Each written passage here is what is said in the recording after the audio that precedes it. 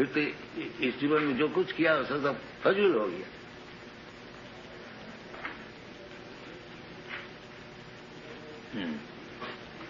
पुरुष प्रकृति स्थोरी भूमते प्रकृति जान गुणा। हाँ, भूमते।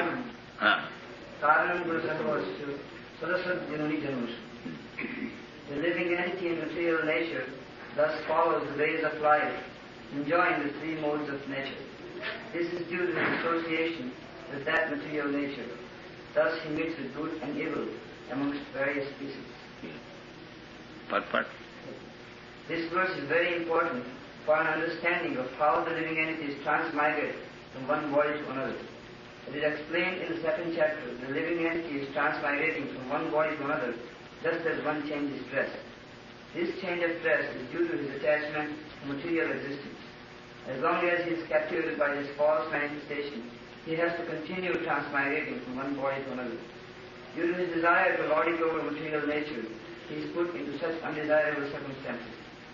Under the influence of material desire, the entity is born sometimes as a demigod, sometimes as a man, sometimes as a beast, as a bird, as a worm, as an aquatic, as a saintly man, as a bug. This is going on. And in all cases, the living entity thinks himself to be the master of his circumstances, yet he is under the influence of material nature. How he is put into such different bodies is explained here. It is due to association with the different modes of nature. One has to rise, therefore, above the three material modes and become situated in the transcendental position. That is called Krishna consciousness. Unless one is situated in Krishna consciousness, his material consciousness will oblige him to transfer from one body to another because he has material desires since time immemorial. But he has to change that conception. That change can be effected only by hearing from authoritative sources. The best example is here. Arjuna is hearing the science of God from Krishna. The living entity, if he submits to this hearing process, will lose his long-cherished desire to dominate material nature. And gradually and proportionately, as he reduces his long desire to dominate, he comes to enjoy spiritual happiness. In the Vedic mantra, it is said that as he becomes learned in association with the Supreme Personality of Godhead, he proportionately relishes his eternal blissful life.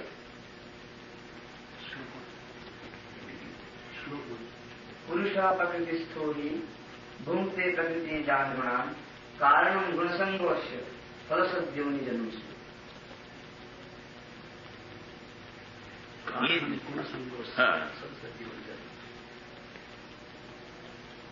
Whatever he is associated, Sadagun Rajagun Tam. Urdham gachanti sattasva, find out this one. Urdham gachanti sattasva, madhye tishtanti rajasa. Jaganna guna vittista, adho gachanti. How he can check if he is Jaganna guna vitti? So he is going downward. How his present position will check him. That is not what. Education.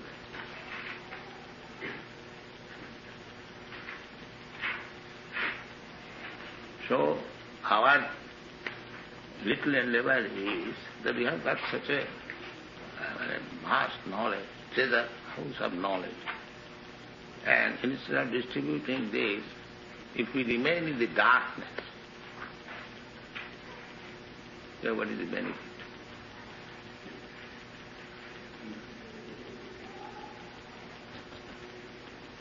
Chaitanya Mahaprabhu का ये mission है। भारत भूमिते मनुष्य जन्म हईल जा जन्म सार्थक करी करो परोपकार क्योंकि सारा दुनिया डार्कनेस। ऊर्ध्वं गच्छन्ति सत्त्वस्था मध्ये तिष्ठन्ति राजसा जगन्य गुणवृत्तिस्था अधो गच्छन्ति तामसा. Translation. Those situated in the mode of goodness gradually go upward to the higher planets. Those in the mode of passion live on earthly planets. And those in the mode of ignorance go down to the hellish worlds. Purport. In this verse, the results of actions in the three modes of nature are more explicitly set forth. There is an upper planetary system consisting of the heavenly planets where everyone is highly elevated. According to the degree of development of the mode of goodness, the living entity can be transferred to various planets in this system. The highest planet is Satyaloka or Brahmaloka, where the prime person of this universe, Lord Brahma, resides. We have seen already that we can hardly calculate the wondrous condition of life in Brahmaloka. But the highest condition of life, the mode of goodness, can bring us to this. The mode of passion is mixed. It is in the middle, between the modes of goodness and ignorance. A person is not always pure, but even if he should be purely in the mode of passion, he will simply remain on this earth as a king or a rich man. But because there are mixtures, one can also go down. People on this earth in the mode of passion or ignorance cannot forcibly approach the higher planets by machine. In the mode of passion, there is also a chance of becoming mad in the next life. The lowest quality, the mode of ignorance, is described here as abominable.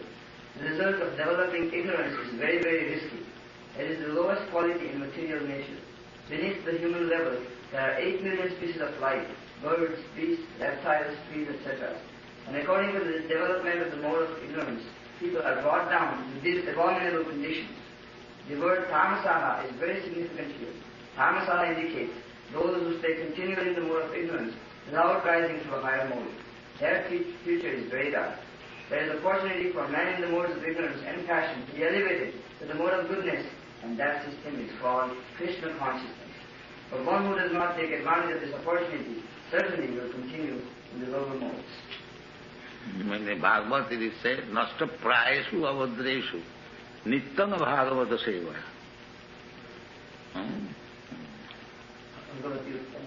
Bhagwati उत्तम श्लोके भक्ति भवती नष्ट की ततो रजस्तमो भावा कामलो भागयश्चजे चेत एतै अनाविद्यम स्थितं सत्य प्रसीदति। तो आदमी को सतोगुण में ले आना चाहिए। This is education. वो तमोगुण में ही रहेगा तो क्या है?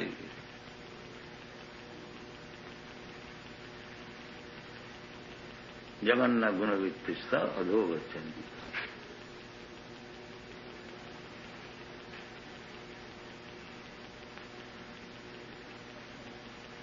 देहांत प्राप्ति तो है, और किस तरह से देहांत प्राप्ति होनी है उसको सिखाना चाहिए। उस विषय में सिखा कहाँ जाता है? वो एजुकेशन कहाँ है?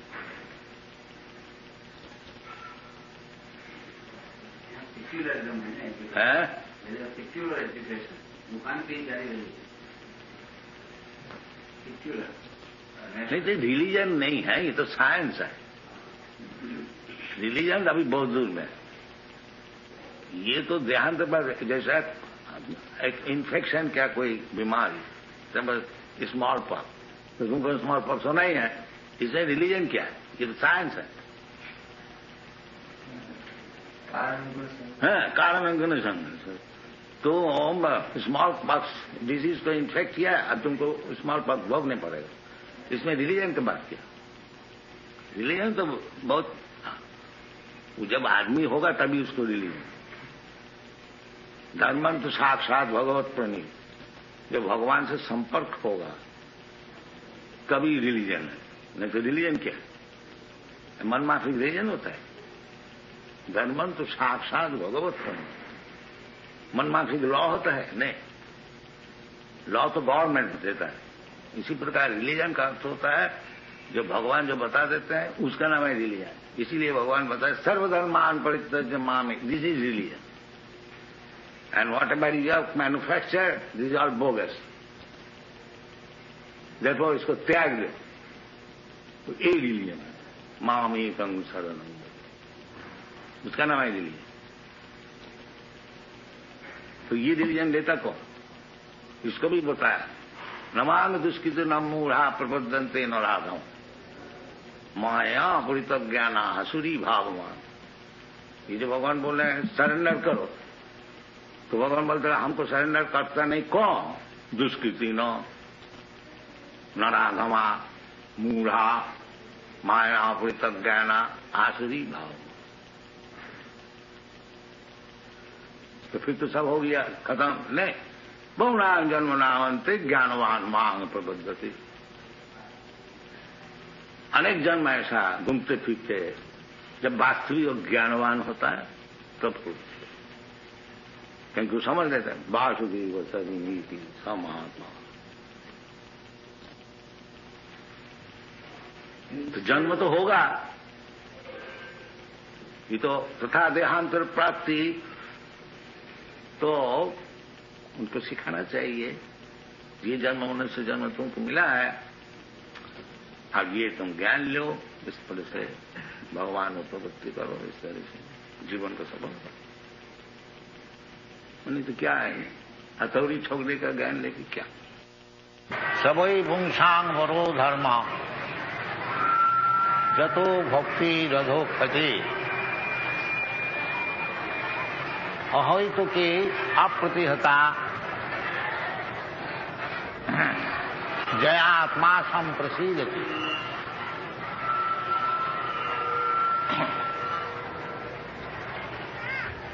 धर्म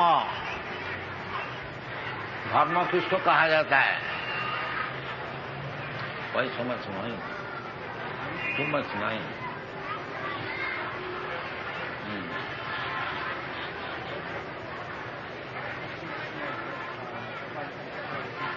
ऐसा है।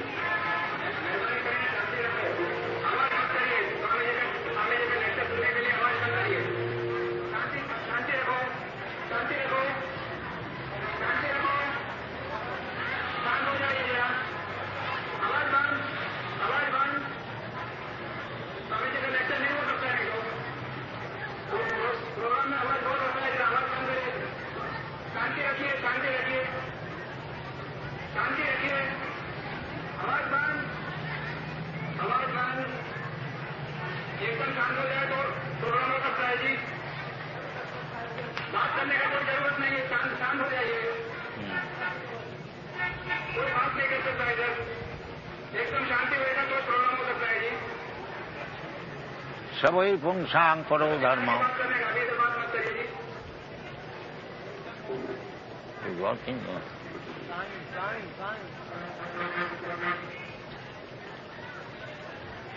सबई पुंसांग परो धर्म जतो भक्ति रधो खजे।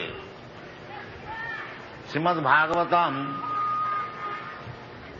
प्रथम स्कंद द्वितीय अध्याय पाठ नंबर 6। सुखदेव गोस्वामी बताते हैं, उनको प्रश्न किया गया था कि भगवान श्री कृष्ण जब धर्म ज्ञान जो अवतार इस धाम से अपने धाम में चले गए, तो ये धर्म और ज्ञान किधर रख गए? तो वो भागवत में ऐसे बताया जाओ, पुराना को गुना उदित कृष्णे सधाम उपगते। भगवान अपना सधाम में चले जाने के बाद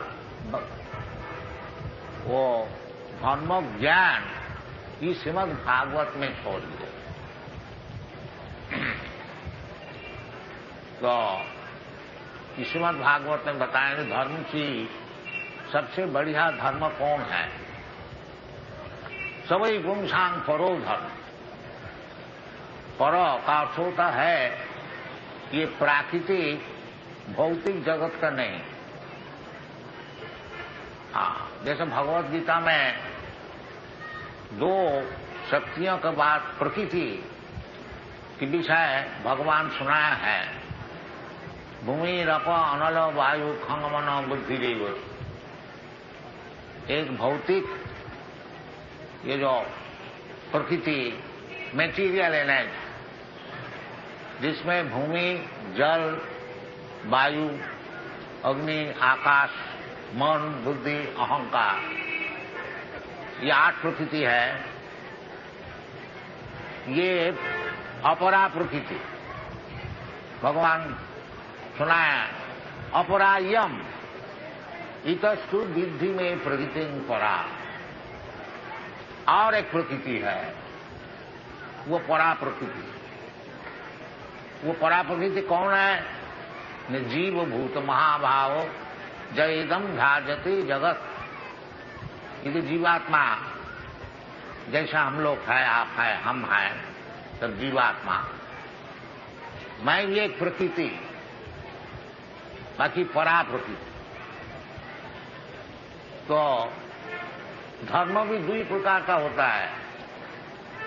जब शरीर का संपर्क से धर्म का जाजन किया जाता है, उसका नाम अपरा धर्म, निकृष्ट। हाँ, और उत्कृष्ट धर्म है परा प्रकृति। निकृष्ट धर्म में प्रवृत्ति,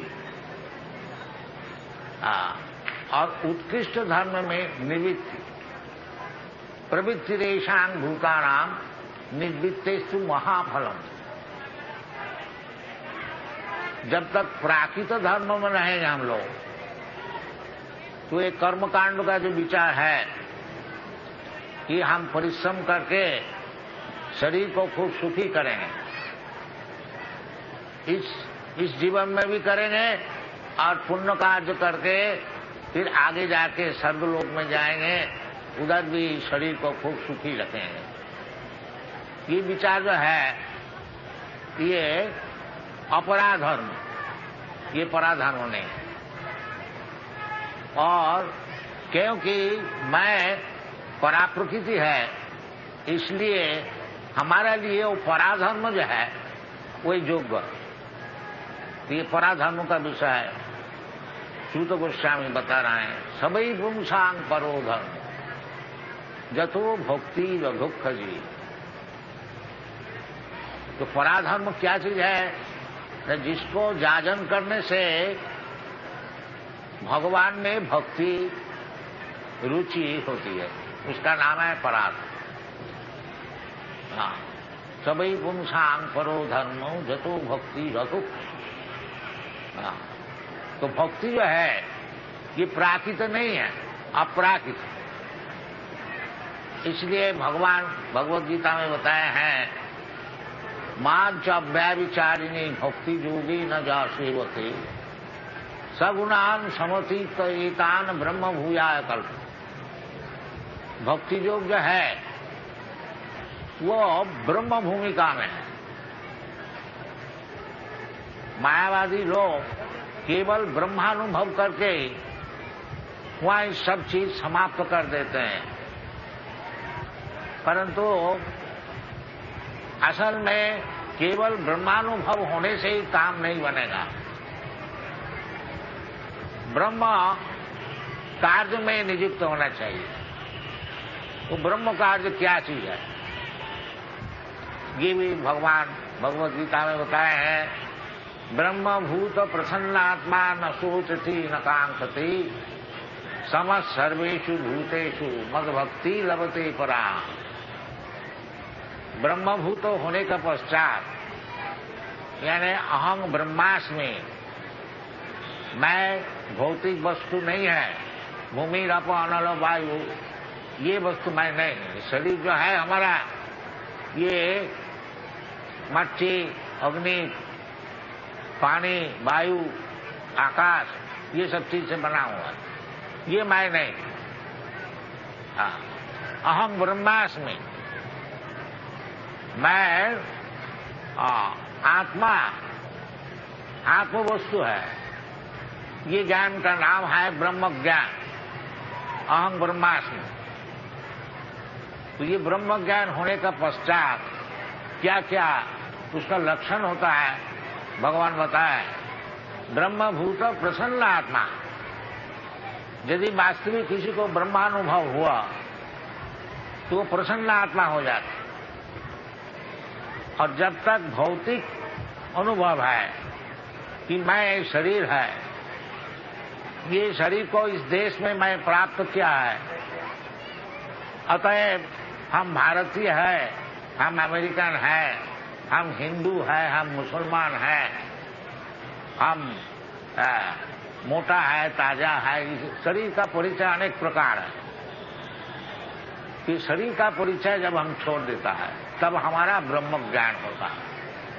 उसका नाम है ब्रह्मभूत। अभी जो हमारा परिस्थिति है वो जीवभूत। तो जीवात्मा असल में भगवान का अंश रूप है। ममैवांश जीवभूत जीवलोक सनातन मन षष्ठानि इंद्रियानि प्रकृति स्थानि कर्षति। ये इंद्रिय और मन को लेकर के हम ये भौतिक जगत में लड़ाई कर रहे हैं सुखी होने के लिए। ये हमारी अवस्था है। तो इससे हमको मुक्ति होनी चाहिए। ये मनुष्य जीवन का ध्येय वस्तु है और कुछ काम नहीं है। आत्म तत्व जिज्ञासा, जीव से तत्व जिज्ञासा। मनुष्य जीवन में एकमात्र कार्य है कि मैं तात्विक क्या है, ये शरीर है क्या और कुछ है, ब्रह्म वस्तु है। कि ये ज्ञान होने से उसको बोला जाता है ब्रह्मभूत। और वो ज्ञान बहुत जल्दी हो जाती है यदि मांच व्यभिचारिणी भक्ति योगे न सेवन।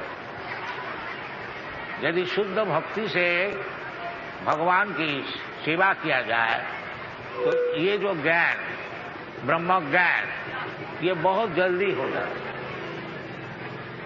वासुदेवे भगवती भक्ति योग परेजिता जनयति आसु वैराग्यम ज्ञानंच जद अहितकम। भगवान वासुदेव उनके चरण में भक्ति योग से सेवा करने से जनयति आसु वैराग्यम बहुत जल्दी उसको दुनिया से वैराग्य हो जाता और ज्ञान भी प्राप्त हो जाता। तो इसलिए इधर बता रहे हैं सभी पुंसांग करो धर्म। धर्म अवश्य जाजन करना चाहिए, परंतु वो धर्म जाजन कीजिए जिसका जरिया से आपको अधोक्षज जो भगवान है उसमें भक्ति हो। ये परधर्म। भगवान का नाम है अधोक्षज। अधोक्षज का अर्थ होता है जो हमारा जो प्राकृतिक ज्ञान है, इंद्रिय जो ज्ञान है, उसके ऊपर अबांग मनस गोचर और केवल अनुभूति मात्र है जो भगवान है। भगवान है हमारा सामने ही है, बाकी ये चर्म चक्षु से मैं देख नहीं सकता हूं, अनुभव कर सकता हूं। तो इसलिए भगवान का नाम है अधोक्षज। इन्हें मेंटल स्पेकुलेशन से, मनोधर्म से भगवान क्या चीज है, निराकार है कि आकार है, किस तरह से भगवान का रूप है, किस तरह से कार्यक्रम है, ये सब अनुभव और कुछ धर्म से हो नहीं सकेगा। एकमात्र पराभक्ति से सभी पुंसांग पराधर्म। यानी ये भगवत गीता में भी यही बताया है और श्रीमद् भागवत में यही चीज बता रहे हैं, सभी पुंसांग परो धर्म। और भगवत गीता में भी भगवान स्वयं बता रहे हैं ब्रह्मभूत प्रसन्न आत्मा न सोचती न कांक्षती। ब्रह्मभूत होने से जब उसको ब्रह्मानुभूति हो जाएगी फिर उसको कोई आकांक्षा और सोचना नहीं रहेगा। जब तक भौतिक जीवन हमारा रहेगा, जो चीज हमारा पास है नहीं उसके लिए आकांक्षा रहेगी, ये चीज हमको चाहिए। और जो चीज हमारा पास है उसको नष्ट हो जाने से हमारा शोक होगा, सोचना होगा। तो इसका नाम है प्राकृतिक जीवन। भौतिक जीवन सोचना और आकांक्षा। और ब्रह्मभूत हो जाने से ये दो चीज नहीं रहेगा। ब्रह्मभूत प्रसन्नात्मा न सोचती न कांक्षती और समस्त सर्वेषु भूतेषु। उस समय सब जीवात्मा को एक हम लोग देख सकते हैं। जो पंडिता समदर्शी, जब वास्तविक पंडित हो जाता है, ब्रह्म ज्ञान हो जाता है, वो सबको जीव आत्मा दर्शन करते हैं। वो ऊपर का जो शरीर है उससे दर्शन नहीं करते कि ये मनुष्य है, ये जानवर है, ये ब्राह्मण है, ये कुत्ता है। नहीं, वो कुत्ता का शरीर भी नहीं देखता है, वो ब्राह्मण का शरीर भी नहीं देखता है, वो देखता है शुद्ध जीवात्मा, ब्रह्मदर्शन उसका नाम। तो वो अवस्था में हम लोग को जाना चाहिए। इसलिए मनुष्य जीवन है। धर्म जागरण मनुष्य जीवन में ही हो सकता है, ये मनुष्येतर जीवन में नहीं हो सकेगा। इसलिए मनुष्य के लिए धर्म है, जानवर के लिए धर्म नहीं होता। यदि हम लोग धर्म को छोड़ देता है तो फिर हम लोग जानवर हो जाते हैं। धर्मे न हीना पशुभी समाना। वो जितने धर्म है, धर्म का अर्थ होता है ड्यूटी, ऑक्युपेशनल ड्यूटी। ब्राह्मण का धर्म है, क्षत्रिय का धर्म है, वैश्य का धर्म है, शूद्र का धर्म है। बाकी असल में धर्म का अर्थ होता है कि भगवान से संपर्क।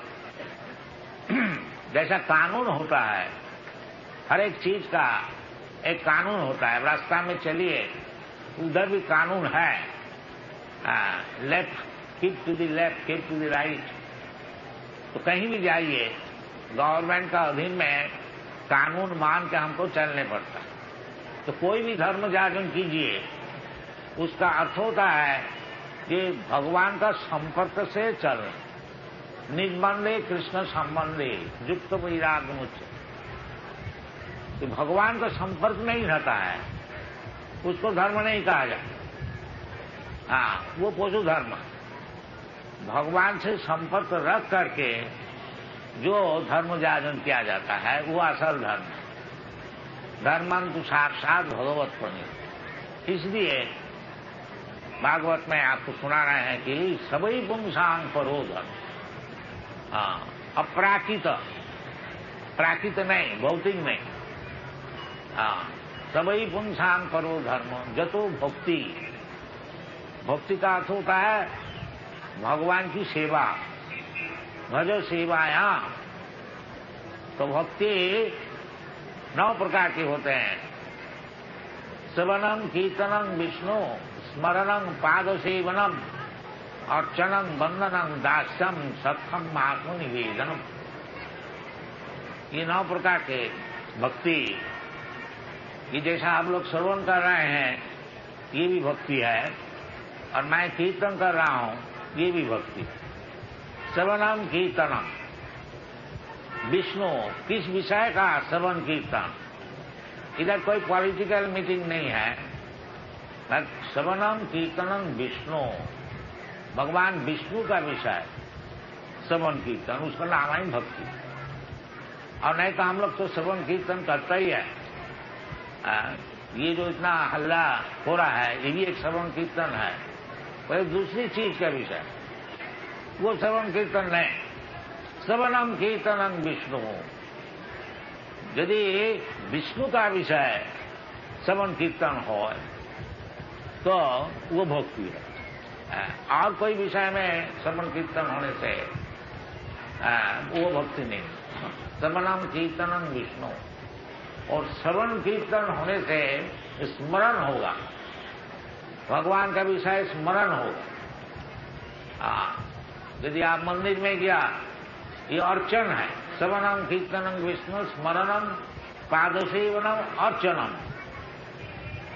अर्चनम भगवान का मंदिर है, उधर जाके नमस्कार किया, आरती दर्शन किया, कोई घंटा बजाया, कोई थोड़ा नाचा, कीर्तन किया, ये सब अकाउंट में जाता है। सुकृति, सुकृति इसका नाम है सुकृति। ये सुकृति को संचय करना चाहिए। ये स्वीकृति संचय करने से जैसा एक एक पाई अब जमा कीजिए, बहुत दिन जमा करते करते देखिएगा 2000-4000 रुपया हो गया, उसमें कुछ काम बनता है। हाँ, एक पाई में नहीं बनता है, ताकि थोड़ा थोड़ा जमा करते जाइए तो एक दिन 2-4 हजार रुपया हो जाएगा और उसमें आपको कुछ काम बन जाए। इसी प्रकार ये जो स्वीकृति है इसको संचय करते जाइए।